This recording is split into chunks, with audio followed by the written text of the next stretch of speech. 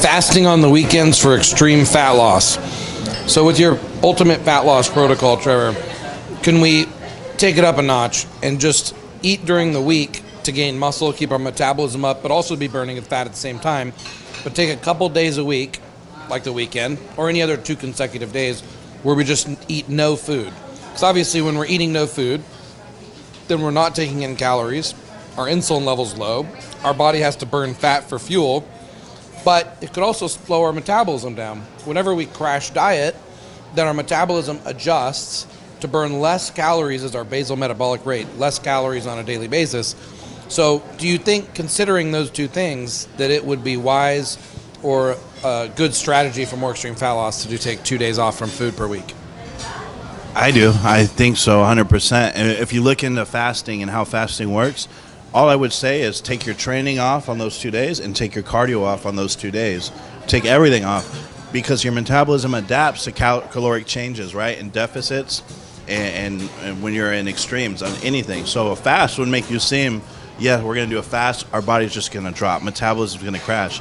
On the contrary, if you're not doing anything and you go into a fast and you're in a relaxing state or you're going to work on the computer, whatever it is, and you look at how fasting works and the pituitary gland and how your body responds to this, growth hormone goes up. It goes into a preservation mode where it's trying to hold and maintain onto muscle and lose the body fat.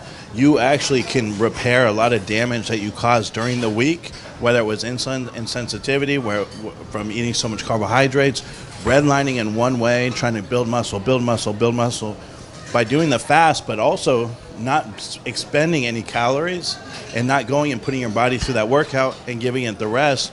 You're counterbalancing that. You're balancing, and the homeostasis that we're always talking about and preaching in this series comes into play. Your body never adapts to one method, but you gave it time to recover.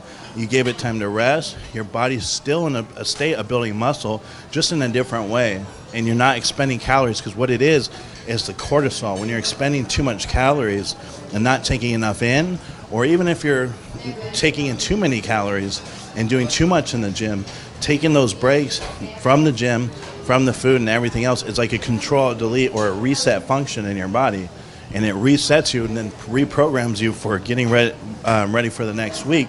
So when you go back to whether it was bulking, even fat loss, bulking or fat loss, your body's going to respond again that much better when you go back to it. Is there anything we would do differently on a Monday if we had fasted on a Saturday and Sunday?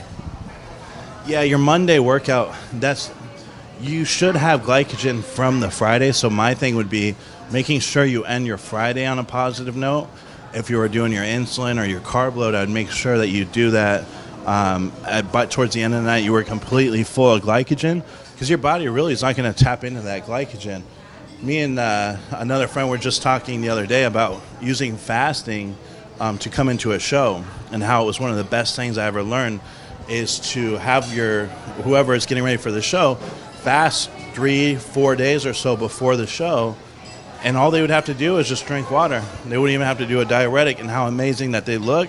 Dorian Yates did this by accident when he came in his best condition, absolute best condition ever, and it was totally by accident. So, yeah. All right, there it is. Fasting 2 days a week.